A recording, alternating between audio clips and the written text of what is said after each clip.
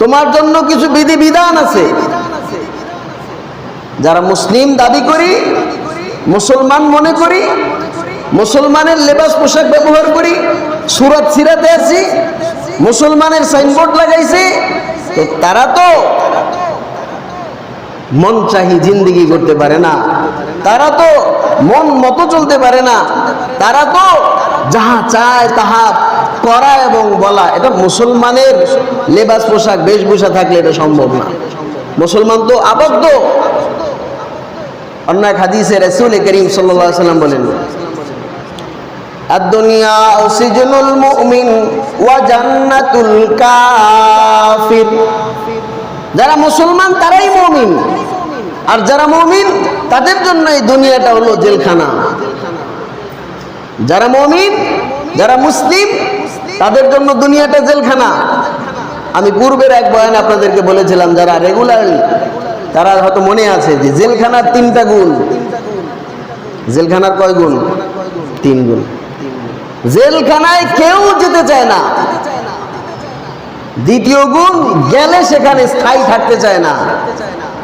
আর 3 নম্বর গুণ, মন যা চায় তা করা যায় না, মন যা চায় তাই খাওয়া যায় না। বড় আশ্চর্যের বিষয়, ভিন্ন প্রসঙ্গ, আমরা তো জেলখানায় জানতাম, কিন্তু আমরা জানতাম না বাংলাদেশে আয়নাঘর আছে। জানতাম না বাংলাদেশে আয়নাঘর আছে। আজ এই অধপতনের মাধ্যমে বাংলার মানুষ জানতে পারছে, এদেশের মানুষ জানতে পারছে, এদেশের বাংলার এই মুসলমানের দেশে আয়নাঘর নামে এক কারখানা আছে, এক হাজতখানা আছে। এটাকে কি বললে সমান হবে জানি না। আমার এক শায়েখ, তিনি বড় আশ্চর্য হয়েছি তার বয়ান শুনে। তিনি বলছেন, তোমরা যে আয়নাঘরের কথা এখন শুনছো, আমি সেখানে ছিলাম, আমাকে সেই ঘরে রাখা হয়েছিল। সেদিন খুব বড্ড আফসোস লাগছে। হায়, মানুষ অন্যায় করতে করতে, ত্রুটি করতে করতে, অপরাধ করতে করতে এমন বুজুর্গ মানুষের সাথে এত বড় জুলুম কেন হয়েছে জানো? এত পতন একটাই কারণ, এমন বুজুর্গদের আর ইস শব্দের প্রতিফলন, বিস্ফোরণ ঘটেছে। এমন মজলুমের চিৎকারে বিস্ফোরণ ঘটেছে। তো দোস্ত, মুসলমান তো মন যা চায় তাই করতে পারে না। একটা আবদ্ধ, একটা সীমাবদ্ধ, একটা রুলস মেনটেন করতে হবে। এজন্য যারা মুসলমান তাদের ব্যাপারে রাসূল করিম সাল্লাল্লাহু আলাইহি ওয়াসাল্লাম বলেন, তুমি যদি মুসলিম দাবি করো, মুসলমান দাবি করো, তুমি একা নয়, তোমার পরিবার, তোমার সমাজ, এটা তোমার অধীনস্থ। গত 2-3 সপ্তাহ আগে হয়তো বলেছিলাম, কেউ যদি একা একা আমল করে, একা একা আমল করে নিজে জান্নাতে যাওয়ার আশা করে, সন্তান, তার পরিবার, তার ইয়াল, তার অধীনস্থদের ব্যাপারে ফিকির না করে, এটা সঠিক সিদ্ধান্ত হবে না। এটা সঠিক সিদ্ধান্ত হবে না। আল্লাহর ভাষায় এটাকে সঠিক বলে না। আল্লাহ কি বলেন? আল্লাহ বলেন, কু আনফুসাকুম ওয়া আহলিকুম নার। নিজে বাঁচো, আহলিয়াল, পরিবার পরিজন কেউ বাঁচাও জাহান্নামের আগুন থেকে। তাহলে কেউ যদি মনে করি আমি একা একা জাহান্নামের আগুন থেকে বাঁচলাম তো বেঁচে গেলাম, না দোস্ত। অন্য এক হাদিসে রাসূল করিম সাল্লাল্লাহু আলাইহি ওয়াসাল্লাম এভাবে বলেন, অধীনস্থদের ব্যাপারে জিজ্ঞাসিত হতে হবে, তোমাকে জিজ্ঞাসিত হতে হবে। জবাব না দিয়া হাসরের ময়দানে কদম উঠানো নামানো যাবে না। অধীনস্থদের ব্যাপারে জিজ্ঞাসা করা হবে। তাহলে যেই কথা বলতেছিলাম, হাদিস শরীফের মধ্যে আসছে রাসূল করিম সাল্লাল্লাহু আলাইহি ওয়াসাল্লাম বলেন, মান কানা হাজাতি আখিহি, মান কানা ফি হাজাতি আখিহি কানা আল্লাহু হাজাতি।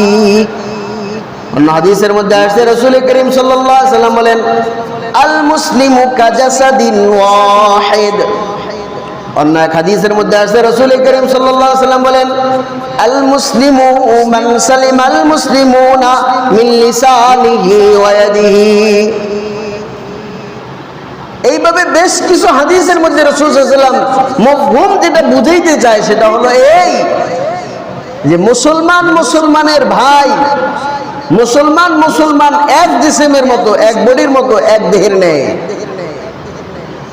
হোক সেই মুসলমান চীনের অথবা জাপানের অথবা জার্মানের, ভিন্ন কোন দেশের, সুদূর পূর্বের দেশেও যদি হয়, সুদূর পশ্চিমের শেষের দেশেও যদি হয়, সে যদি মুসলমান হয় তাহলে সে যেই দেশেরই হোক, যেই গোত্র যেই বংশেরই হোক, সে তোমার ভাই।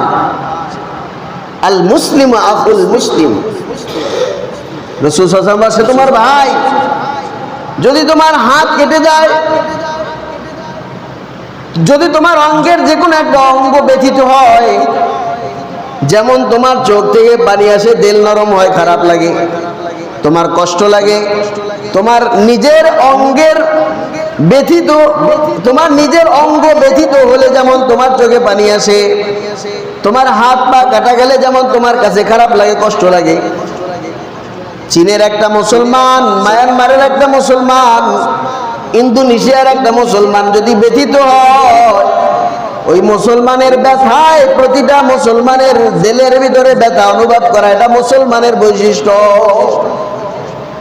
এটা মুসলমানের তাকাজা। অন্য হাদিসের মধ্যে এসে মান কানা ফি হাজাতি আখি, এরকম তোমার কোন ভাইয়ের যদি জরুরত হয়, মুসলমান কোন ভাই যদি অভাবী হয়, মুসলমান কোন ভাই যদি দুরবস্থায় থাকে, মুসলমান কোন ভাই যদি অসহায়ের মধ্যে থাকে, এরকম ফেনীর মানুষগুলো, ফেনীর মুসলমানগুলো, কুমিল্লার মুসলমানগুলো, নোয়াখালীর মুসলমানগুলো, চট্টগ্রামের মুসলমানগুলো, যেই যেই অঞ্চলের, যেই যেই গ্রামের, যেই যেই এলাকার মুসলমানগুলো আজ প্লাবিত, পানিবন্দী, অসহায়, নিরুপায়, ওই মুসলমানের হাজত যদি আমরা পুরা করি, ওই মুসলমানের দুরবস্থায় যদি আমরা তার পাশে দাঁড়াই, তো আল্লাহ রাসূল সাল্লাল্লাহু আলাইহি ওয়াসাল্লাম বলে, কানাল্লাহু ফি হাজাতি, তুমি যদি আরেক মুসলমানের হাজত পুরা করো, তুমি যদি আরেক মুসলমানের জরুরত পুরা করো, তো আল্লাহ তাআলা বলে যে তোমার জরুরত আল্লাহ পুরা করে দিবে। সুবহানাল্লাহ, তোমার জরুরত আল্লাহ পুরা করে দিবে। মুসলমানের হক বড় কঠিন। আজকে আমাদের জন্য আমাদের মায়া অনেক ক্ষেত্রে দেখা যায় কম, বড় আফসোস লাগে। পিতা যেমন হবে সন্তান তো খানিকটা তেমনই হবে, মা যেমন হবে মেয়ে তো খানিকটা তেমনই হবে, এটা স্বাভাবিক। মেম্বার যেমন হয় ওয়ার্ডবাসীও তেমন হয়, চেয়ারম্যান যেমন হয় ইউনিয়নবাসীও তেমন হয়, এমপি মন্ত্রী যেমন হয় জনগণও তেমন হয়, শাসক আর প্রধান যারা হয় তারা যেমন তাদের সিফত আর গুণ আর বৈশিষ্ট্য থাকে, জনগণের সিফত আর গুণ আর বৈশিষ্ট্য তো সেরকমই হয়। তা আমরা আমাদের দিলের ভিতরে দিন, ধর্ম, ইসলাম, মুসলমানের মায়া আসবে কোত্থেকে? আমাদের এই নেতা নেত্রীদের দিলের ভিতরে আমাদের মুসলমানের ধর্মকর্মের, মুসলমানের বেশভূষার মায়া অনেক ক্ষেত্রে দেখা যায় কাউর কাউর মধ্যে এরকম পাওয়াই যায় না। একজন তো বলেই ফেলছে, একজন তো বলেই ফেলছে মুসলমানের ধর্মের থেকে হিন্দু ধর্মটাই ভালো, জোরে কর নাউজুবিল্লাহ। অথচ আল্লাহর কোরআনের সাথে সরাসরি সংঘর্ষ, আল্লাহর কোরআনের সাথে সরাসরি বিরোধ। আল্লাহ কোরআনে বলে, ইন্নাদ-দীনা ইনদাল্লাহিল ইসলাম, আমার কাছে সবচেয়ে গ্রহণযোগ্য, সবচেয়ে পছন্দের ধর্মের নাম ইসলাম। বলেন, সবচেয়ে পছন্দের ধর্মের নাম কার কাছে? আল্লাহর কাছে। আল্লাহ বলে আমার কাছে গ্রহণযোগ্য ধর্মের নাম ইসলাম। আর তুই মুসলমান হইয়া তোকে মুসলমান বলা তো দুরস্কার, এখন মুসলমান বলতে আমাদের খানিকটা কষ্ট হচ্ছে। কেন জানেন? কেন? এই যারা দেশের নেতৃত্ব দিছে, এদের এই বর্তমান সিচুয়েশন দেখে আমরা বড় ভারাক্রান্ত, আমি বড় ব্যথিত। আমি যখন দেখেছি সালমান এফ রহমানের ছবি, ছবি দেখে খানিকটা আমি টেনশন ফিল করছিলাম, নাও তো হতে পারে।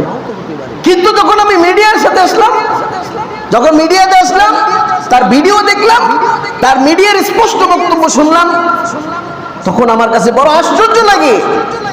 জীবনভর তোমরা আমাদেরকে ধর্ম ব্যবসায়ী বলছো, জীবনভর ওলামায়ে কেরামদেরকে ধর্ম ব্যবসায়ী বলছো, আজ আল্লাহ তোমাদেরকে ধর্ম ব্যবসায়ী বানাইয়া দেখায় দিছে, ধর্ম ব্যবসায়ী বানাইয়া দেখায় দিছে। কারা ধর্ম ব্যবসা করে? কারা ধর্ম ব্যবসা করে? এই লেবাস, এই পোশাক, এই বেশ, এই ভূষা, এই দরবেশ, একে দরবেশ বলা হতো। আমি তোকে বলি যে দরবেশ না, দরবেশ। বেশ ধরে অবলা সরলা মানুষের অন্তরের মধ্যে ঢুকে এই দেশের লক্ষ কোটি টাকা ঋণ খেলাপি করছে, দেশের সম্পদ চুষে খাইছে, দেশের সম্পদ বিদেশে পাচার করে বাড়ি গাড়ি করেছে। আজ বড় আশ্চর্য লাগছে এখানে, হায় দুনিয়ার আযাব থেকে বাঁচার জন্য, পুলিশের শাস্তি থেকে বাঁচার জন্য, সরকারের শাস্তি থেকে বাঁচার জন্য দুনিয়াও ধ্বংস করলাম, আখিরাতও ধ্বংস করলাম, আখিরাতও ধ্বংস করলাম। কি সুন্দর দাড়ি, কি সুন্দর চেহারা, কি সুন্দর লেবাস, সাদা জামা, সাদা দাড়ি, সাদা টুপি পরে সবসময় আমরা যাকে চিনতাম দেখতাম, আজ তার দুরবস্থা দেখে বড় আশ্চর্য লাগছে, বড় আশ্চর্য লাগছে। তাহলে দোস্ত, কেউ যদি মুসলমান ধর্মের কোন কর্ম যদি তার কাছে ভালো না লাগে, সেটা তার ব্যক্তিগত ব্যাপার। আমার এই কর্মটা ভালো লাগে না, কোন একটা বিধানকে না বুঝলে সেটা বুঝে নাও। কিন্তু তুমি দাড়ি রাখছো, তুমি দাড়ি রাখছো, তুমি টুপি পরছো, তুমি জামা পরছো, আমরা তো মনে করেছিলাম তুমি দরবেশ, তুমি দরবেশ। কিন্তু আমরা আজ স্পষ্ট আমাদের কাছে যে না, তুমি আসলে এটা আল্লাহর নবীর মহব্বতেই রাখো না, ঠিক কিনা বলে? আল্লাহর নবীর মহব্বতে রাখো না। দেখো না, দেখো না, যুবকদের মধ্য থেকে এমন ইতিহাস এই বাংলাদেশে আছে। বলেন, র্যাবের মধ্যে দাড়িওয়ালা আছে না নাই? সেনাবাহিনীর মধ্যে আছে না নাই? পুলিশের মধ্যে আছে না নাই? সরকারি অফিসারের মধ্যে দাড়িওয়ালা টুপিওয়ালা আছে না নাই? তারা কেমনি পারে? তারা কেমনি পারে? কত যুবক তো আমরা দেখেছি, আমি আমার জীবনের এতটুকু বয়সে দেখেছি। সবাই যুবক একসাথে ফুটবল খেলে, সব যুবক একসাথে ক্রিকেট খেলে, সব যুবক এক জায়গায় আড্ডা দেয়, চার দোকানে বা বিভিন্ন গল্পে বা গ্রামের আড্ডায় আছে। হঠাৎ করে আজানের আওয়াজ আসছে, কোন যুবক যায় না, তার ধারাবাহিক কাজের মধ্যে আটকে আছে। কিন্তু মাঝখান দিয়া একটা যুবক এমন দৌড় দেয়, আজান হয়ে গেছে, গ্রামের আড্ডায় আর থাকা যাবে না, ফুটবলের মাঠে থাকা যাবে না, ক্রিকেটের কোর্টে থাকা যাবে না। আজানের আওয়াজ শোনার সাথে সাথে যুবক মসজিদে গিয়ে নামাজ পড়ে আসে না না? ও পারে কেমনে? কেমনে পারে? ওর মধ্যে আল্লাহ সেই মহব্বত ঢেলে দিছে। এজন্য অবশ্যই এটা আমাদের শিক্ষা হলো। এখন এই ভারত থেকে আমরা শিক্ষা পেলাম, আর গতানুগতিক আমরা রাষ্ট্রীয় বিভিন্ন দলের মাধ্যমে আমরা এই শিক্ষা পেলাম, বিভিন্ন নেতা নেত্রীর মাধ্যমে শিক্ষা পেলাম যে না, প্রত্যেকটা জুলুমের একটা অধপতন আছে, আছে না নাই বলেন? প্রত্যেকটা জুলুমের, ইমাম যদি মুসল্লিদের উপরে জুলুম করে, ইমামের অধপতন নিশ্চিত।